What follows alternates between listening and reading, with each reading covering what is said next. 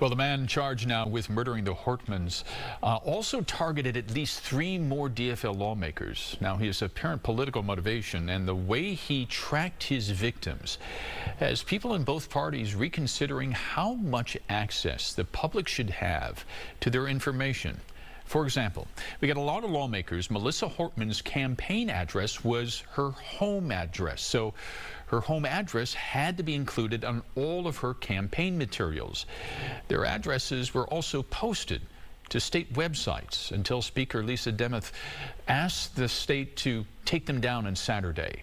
Campaign finance records also are more limited as of this week, although some of them still include home addresses. I think we all just feel exposed in a way that you just never consider. So that it's just a huge shift in your understanding of yourself in this world. And it's scary. Now, a lot of lawmakers across the country have used apps such as Delete Me to erase their personal information posted online by data brokers. The security at the Capitol will probably also look a lot different by this time next year when the session starts again. But this is not only a problem for lawmakers. Chances are that your personal information is also online, and it's easy for anyone to find. But there is something you can do about it. Fox 9's Mike Manzoni shows us how to delete your data. The federal criminal complaint against murder suspect Vance Belter lists nearly a dozen websites that investigators say he used to get lawmakers' addresses and other personal information. The websites you see here are just some of the many out there that you can use to find all kinds of personal information about virtually anyone, including names, addresses, relatives, and even cell phone numbers. It's actually all public information, pulled from things like court and property records, as well as social media accounts and phone directories. If that sounds scary to you, there are options you have.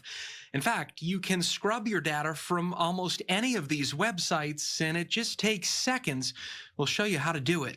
Let's take True People Search. That's one of the websites that investigators say the suspect used.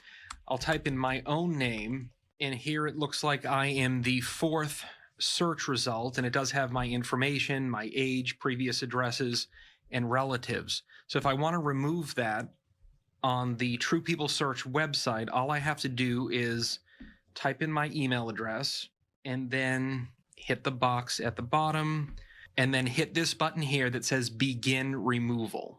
Now we'll show you how to remove your information from another one of the websites that investigators say the suspect used. This one, you may have heard of it. It's called Spokeo. They have a page on their website. It's just spokeo.com/opt-out.